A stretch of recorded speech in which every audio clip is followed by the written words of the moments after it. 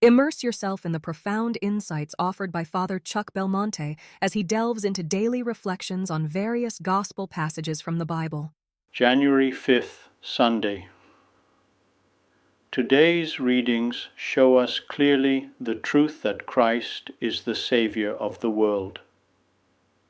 But this salvation is not automatic. One must seek the truth and do the will of God according to his wisdom. Christ admonished the apostles to evangelize, and Jesus came and said to them, "Go therefore and make disciples of all nations." This call applies first to the Pope, the bishops united to him, and Catholic priests. It applies to each of us too, to all laypersons. Apostolate is our participation in bringing the gospel to others. For many of us, apostolate means to reintroduce the faith in our own culture. Before a Catholic can share the faith, he or she must know it and live it. Unless one knows and lives the faith, why would one even want to share it? Do we know how good Christ is, and how desirable is it to be united to him? To want to share the faith and to be able to share it requires an interior life.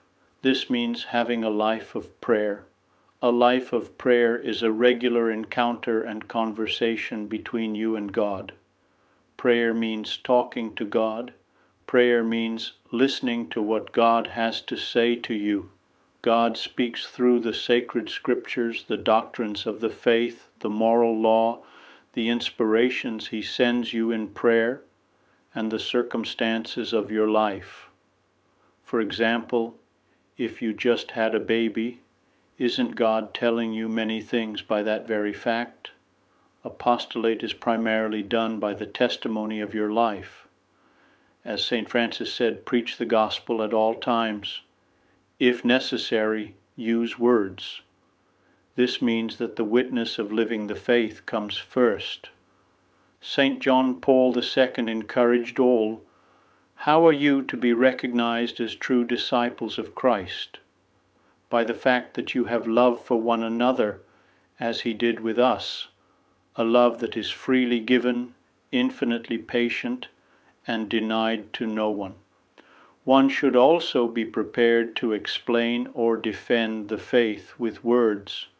This requires knowing the faith, and knowing the faith requires serious study. Apostolate also takes initiative. Christ did not instruct his apostles to wait for people to come to Jerusalem to lay their treasures at the apostles' feet. Instead, the apostles were to go out into the world and lay their treasure of the faith at the feet of those without faith. Today we live surrounded by many magi who have not yet left on their journeys. Many people around us don't yet know, or have forgotten, or have even rejected the faith. This is our field of apostolate.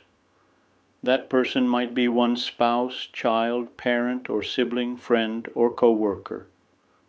I would be delighted to extend an invitation to you once again tomorrow for another insightful reflection on the gospel by Father Belmonte.